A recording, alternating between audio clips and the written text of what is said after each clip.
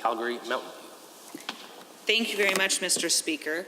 I'd like to begin by saying how honored I am to have been returned to the legislature.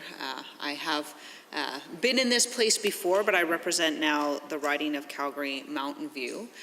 It has been an incredible campaign, I've spent a large part of the last year getting to know that riding, and I'm so honored that the people in that riding have sent me back to this place to continue to represent their interests. I think I would be remiss if I didn't mention my predecessor who retired before the last election, Dr. Swan. The former member for Calgary-Mountain View has left an incredible legacy, a legacy that I hope that I can take up and continue to move forwards. I can remember watching the former member for Calgary-Mountain View in the legislature, a number of years ago before I ever considered coming to this place.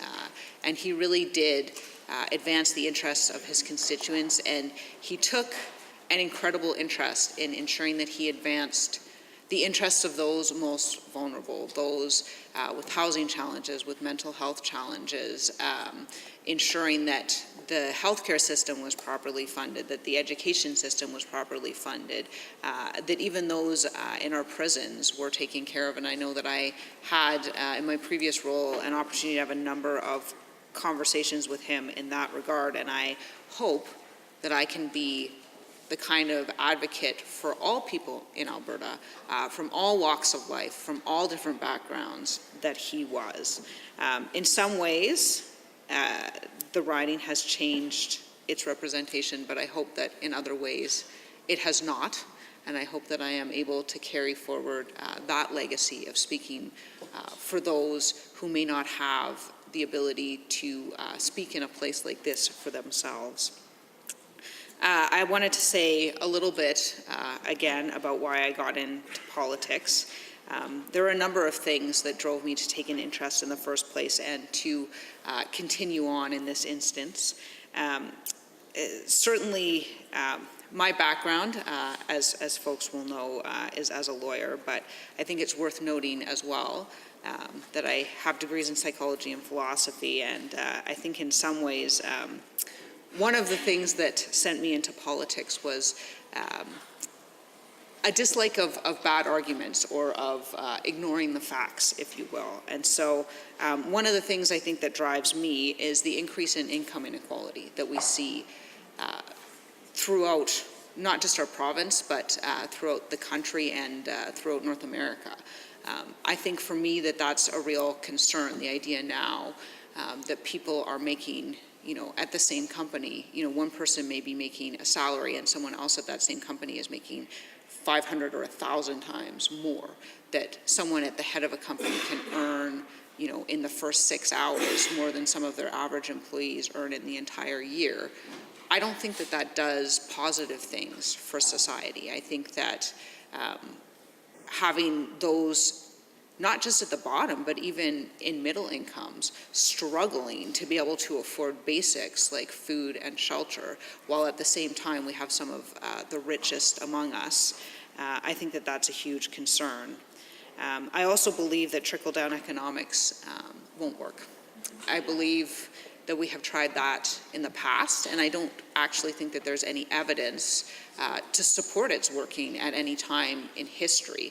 There may have been covariances where economies happen to get better at the same moment that tax cuts were made, but there have also been covariances where economies have gotten better while taxes were increased. So I don't think that we can draw any conclusions from that, and I think that there has yet to be any consistent correlation or causation discovered between giving away more money to the richest and having everyone else have a better standard of living.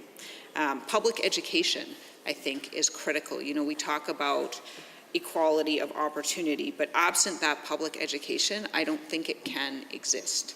I think that strong investments in ensuring that everyone has equal access to that education is critical. Interestingly, one of the things, the members across the way may be surprised to hear this, that drove me was concern about government waste. Certainly in the justice system, we spend an enormous amount of money housing folks in prison who could have been housed for far less money in affordable housing. I think that that is a waste. It's a waste of the human potential of those individuals, but it's also a waste of government resources in a number of ways. I think that investments in mental health and investments in affordable housing can do a lot to turn that around. And I'll note later, I think, some steps we've taken on that, but I don't by any means think that in 4 years that problem has been solved. I think we've made progress, but I think there is much more to do. Public health care, another thing that obviously I'm incredibly passionate about, ensuring that everyone has access to that, ensuring that we're making progress on the issue of climate change, which is something we've been discussing a lot in these houses. I'm incredibly honored to have served for the last 4 years and to continue to serve for the next 4. One other thing that I think it's important to note is that I do believe it's important in this place to have representation from all different backgrounds. Certainly, there's a lot of talk about women representing us in this place, but more than just women.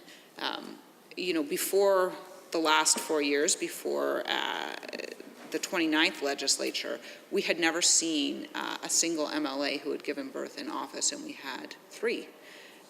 I think that that's incredibly important because I think that women of childbearing age are part of the population and they therefore deserve representation in this place. Now, I won't say for a second that that is an easy thing to do, particularly when you're having to split your family up and move between Calgary and Edmonton. I don't think that that's easy. I don't imagine that it's easy for anyone, but I think that it's important. And I think in my case, the only reason I was able to be successful in that is because of the support and dedication of my colleagues. The member across the way talked about this sort of crucible, bringing forward the strongest amongst us. With respect, I'm going to have to disagree. I don't think that is necessarily how we get the strongest among it. I don't think it is by fighting those next to us and elbowing and trying to climb over them that we create the strongest team going forward. I think it's by supporting each other. I think that, in order to allow representation by all different backgrounds, I think that working together and working from our mutual strengths is incredibly important. So another thing that I think drives me is system design. And I think in this place and in government in general, we ought to concern ourselves with what is it we're trying to achieve and how it's best achieved. And so one of the things that I think is important when we discuss that is considering where the obligations lie. Certainly one of the things mentioned in the speech from the throne was about red tape reduction.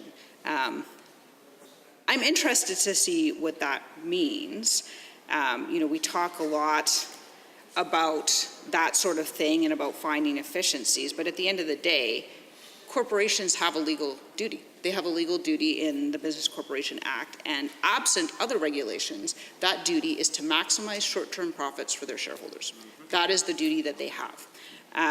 And so if we remove all other regulations on them, then the duty that they have is to continue to do that. And so, when we talk about the reduction of regulation, I think the concern that creates for me is it leaves these corporations who may very well want to do the right thing. Most of them have people who work for them who do have a sense of their neighbors and of their communities and of caring about that. But when the only duty they have is a duty to maximize their profits, and there's no regulation around the environment, there's no regulation around ensuring that their workers are properly treated and that they have occupational health and safety, I think that that's a concern, and it does not necessarily create a stronger society. When we turn to, say, the healthcare system, we talk about public healthcare, but whether or not we have public or private delivery. People say that private delivery will create efficiencies. Well, we're talking about healthcare here, and sure, everything should run as efficiently as possible. There have been increases in technology and scheduling and sort of predictive algorithms that can help us do a number of things more efficiently. But I think we need to bear in mind that we're talking about healthcare, and technically on most definitions of efficiency, if we spend $1 million to save 92 sick people out of 100 rather than $5 million to save 98 sick people out of 100, technically that's more efficient, but I don't think that's the outcome that we want. So I think we need to think very carefully about what it is that we're talking about, because for those 6 people, it's a really big deal. In healthcare, when we talk about private delivery, often what we see is less staff with less training doing more work.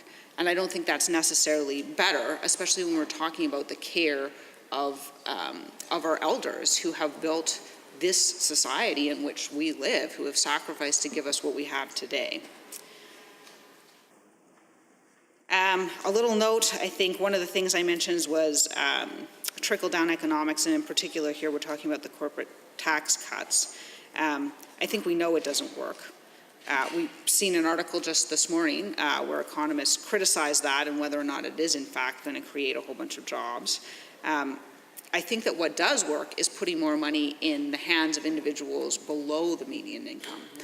I think that has a much greater effect because those people have been demonstrated to spend that money in the local economy, not sending it overseas, not putting it in the bank somewhere, but they spend it to meet their needs, to meet the needs of their children, to meet the needs of their families. It creates not only a stronger, more vibrant economy, but a stronger and more vibrant community.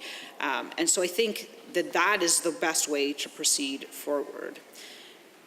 They say the definition of insanity is doing the same thing over and over again and expecting a different result. Well, I think we've tried this. Let's cut the corporate tax and the economy will diversify itself. And it hasn't worked. And so I think the evidence is that it's not going to work, and we ought to look at strategic investments and look at ways we can do that a little bit better. I think one of the main questions that drives me is government a force for good, or is it a force for evil? A lot of people talk about government, and they talk about how it is inefficient and it drags people down and it's not accountable. I don't think that that's true. I think that there are things that can be improved, as there are in any large system. But I think that at the end of the day, government is a vessel for us to work together. And I think working together, we create a better healthcare system. Working together, we create a better society. Working together, we create a better education system.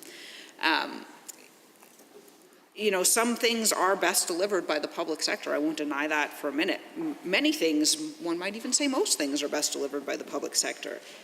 But when the question is life versus profit, when we're talking about something like healthcare, I'm not sure that the same argument can be made. And I fear what exists to the south of us. It may be efficient. Actually, I don't think it is efficient. They spend like 800% more on administrative things because they have to deal with all these different insurance companies. So actually, I don't think it's efficient at all.